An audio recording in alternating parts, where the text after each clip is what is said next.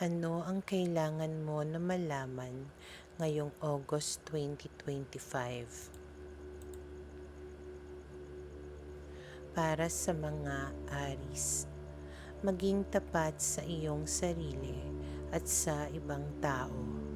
Kung ikaw ay nahaharap sa isang desisyon, gawin ang tama kahit na mahirap ito. Lagi mo na isaalang-alang na ang katotohanan ay laging lilitaw. Kaya kailangang harapin ang mga pagsubok ng may katapatan. Ang katotohanan ang magpapalaya sa iyo.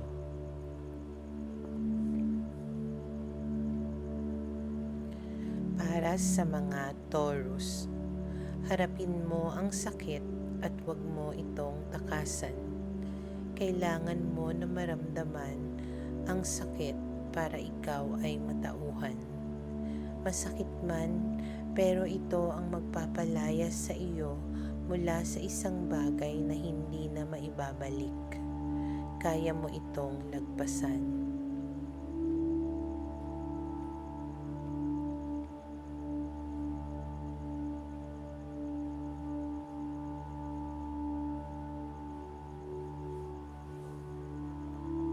Para sa mga Gemini, maging totoo ka sa nararamdaman mo.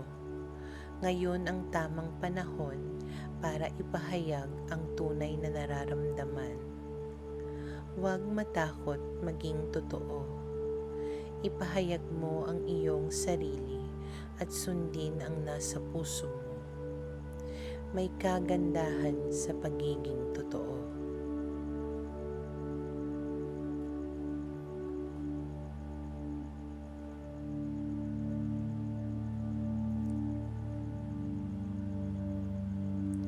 Para sa mga Cancer, maaaring ikaw ay may takot na mawalan.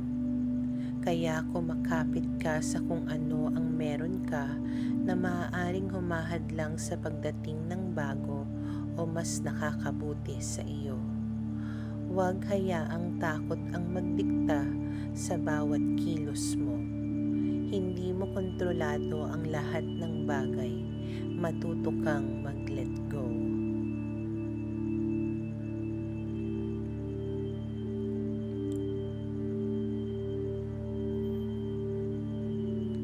Para sa mga Leo, panahon na para ikaw ay kumilos. Ikaw ang may kontrol kung saan papunta ang buhay mo. Maging disiplinado at focus. Lakasan mo ang iyong loob at maging malinaw sa iyong layunin. Ang tagumpay ay nasa kamay mo. Makakamit mo ang mga gusto mo.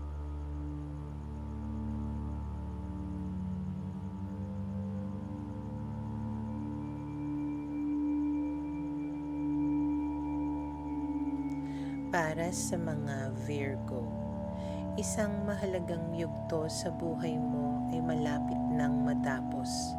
Ang pagtatapos na ito ay maituturing na isang tagumpay at isang panibagong yugto na naman ang magsisimula sa buhay mo. Magbubukas ang mga panibagong oportunidad para sa iyo. Kaya ikaw ay maging handa sa pagtahak sa bagong landas ng buhay mo.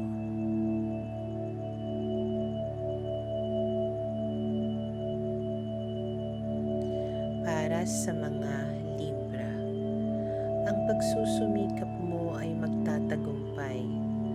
Makakaranas ka ng mas maginhawang pamumuhay at mas madaming oras para sa sarili. Ipagpatuloy mo ang disiplina at tiyaga dahil ito ang daan para sa tuloy-tuloy na pagtatagumpay.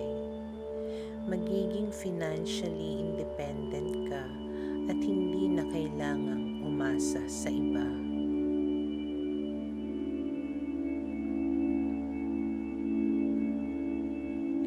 Para sa mga Scorpio, malapit nang magkatotoo ang isang bagay na iyong pinapangarap. ito ay magbibigay sa iyo ng kaligayahan. Maaaring hindi maging perpekto ang lahat, pero ito ay magiging sapat para sa iyo. Maging kontento at magpasalamat.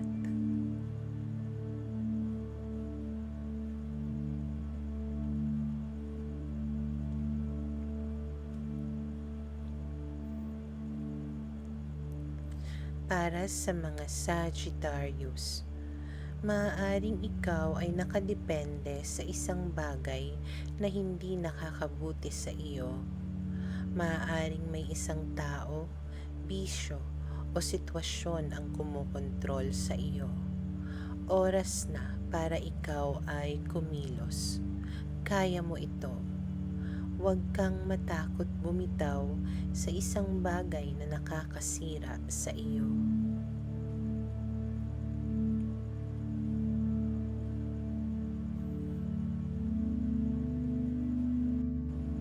Para sa mga Capricorn, maaaring ikaw ay nalulungkot dahil sa isang pangyayari sa buhay mo. Normal lang na malungkot, pero huwag hayaang maging hadlang ito sa pag-usad mo.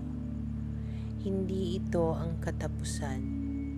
May mga bagong posibilidad pa ang para sa iyo. Huwag mawalan ng pag-asa.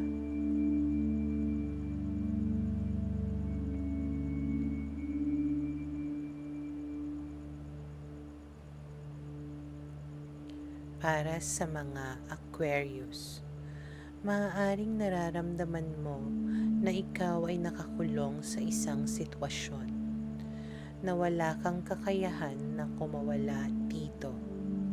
Nasa isip mo lang yan. Ikaw lang ang pumipigil sa sarili mo. Makakaalis ka sa sitwasyon na iyan kung pipiliin mo na harapin ang katotohanan at labanan ang takot mo. Kaya mo yan.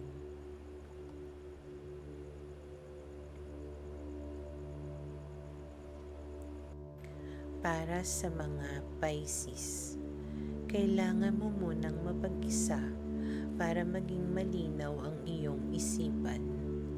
Maglaan ng oras para sa iyong sarili. Huwag matakot sa pagiging mag-isa.